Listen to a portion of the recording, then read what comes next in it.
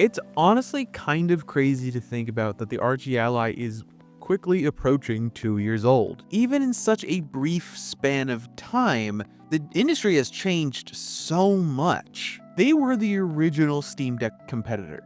Nobody else had come before that truly challenged the Steam Deck in precisely the same way the Ally did. Sure, there were other devices from companies like Neo, GPD, many others. But the best most of them could do was maybe be around $800 at very best. Some, like Neo, tried costing down their devices, switching from metals to plastics, dropping the quality of the screen, and overall just diminishing the experience so much that it became not even worth it. Some, like Ambernic, used the lowest tier hardware that they possibly could that could still theoretically game. The Ambernic Win 600 comes to mind. That had the Athlon 3050, which was at best capable of playing Xbox 360 era games, but it never really matched up particularly well. So for a long time, there was no real competition, at least until the original ROG Ally. That thing first released at a MSRP of $600 for the standard non-extreme variant and $700 for the Z1 Extreme variant.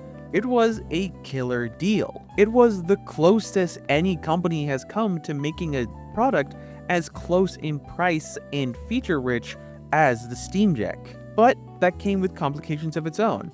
The ROG Ally did not go without its fair share of controversy. The chronically failing microSD card slot would die to overheating and just the substrate sort of peeling itself apart due to the heat.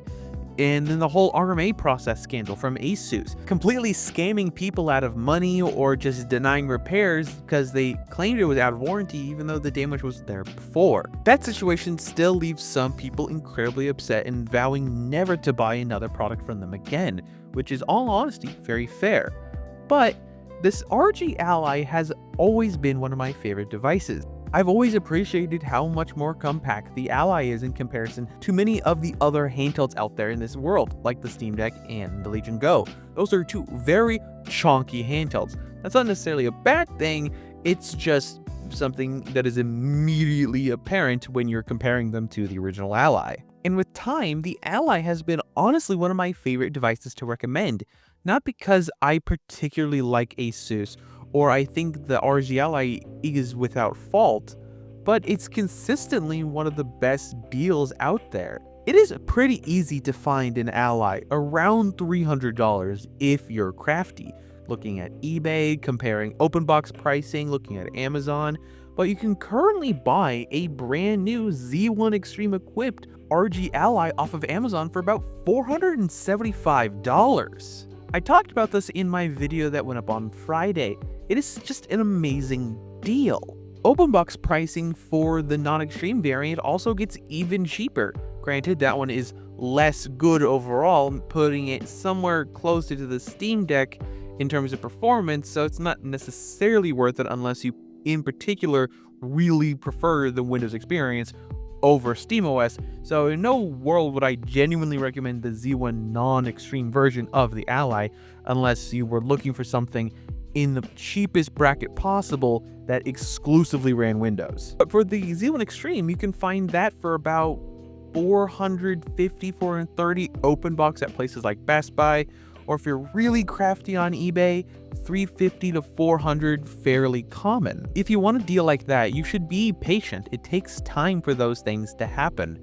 Even if you're hunting down an open box unit, that will also take time. That's just down to local availability. Somebody buying a thing and returning it, ending up at Best Buy in your local area, requires that to be one of the things that need to happen in order for an open box supply to be generally available. So if you're hunting for a deal, it is important to be patient and keep your eyes peeled.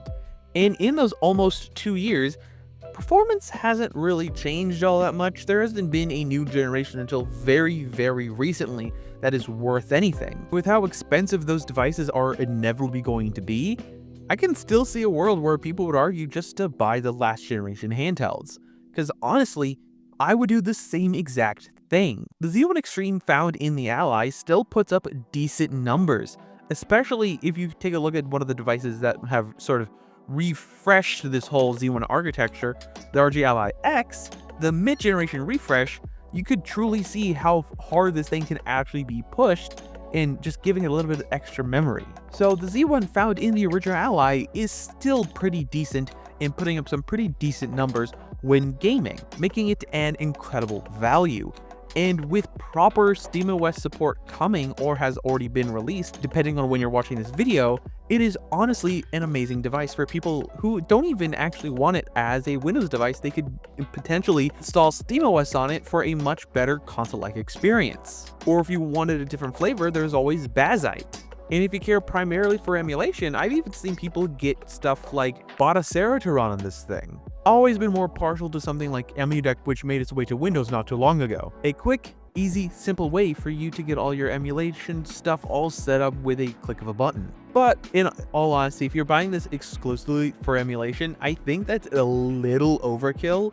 And if you wanted overkill, you could get significantly better emulation experiences with Android devices more tailored and more optimized for that experience, and you have a much better battery life in comparison. Because that is pretty much the only weak point on the Ally, in my opinion.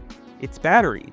Honestly, it aged like milk. The massive leap we are seeing in battery technology with all these new handhelds coming out, having almost double the capacity in terms of battery life, and doubling battery life in terms of actual playtime, is astounding. I'd be lucky to get an hour and a half out of this thing if I'm playing any serious game.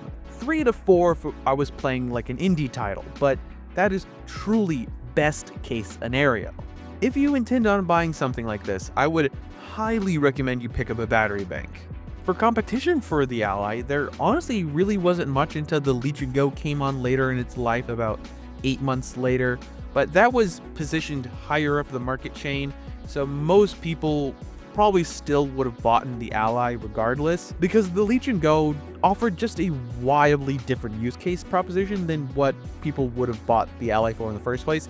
They're just two different groups of people. One was if you wanted a Switch-like experience, and the other was for those who wanted a portable-only gaming handheld experience, which I honestly prefer. But that isn't to say you couldn't dock the Ally, you most certainly still could. You simply just needed to have external controllers. In the greater industry as it stands today, with handhelds like the Legion Go S coming out very soon, and being a very similar handheld in terms of specs and just expected performance level, and battery life because it has the same kind of battery found in the Ally, honestly, some people might not see the point in buying an older handheld when you could buy something like the Legion Go S for about 500 bucks. Well, I maintain the Legion Go would still be an amazing choice, purely on the basis of having just a plethora of them on the market, being able for you to find them used or open box at your local stores more readily available than what a potential Legion Go S will be inevitably. At least until that device, really started kicking up in sales or in popularity. The overall experience of the Ally has been fantastic. I would still highly recommend people, if you're looking at a PC handheld today, to check out an ROG Ally. It is still an incredible deal. Performance is still rock solid. And hopefully the prices on these things keep going lower as the year goes on. I would love to hear what you guys think about this though. Are you convinced to buy an ROG Ally? Have you held on to yours and you're loving it and you don't intend on upgrading? I would love to hear what you guys think about this down below. Don't forget to leave a like, comment, and subscribe. All the social media garbage down below. And last but not least, have a wonderful day.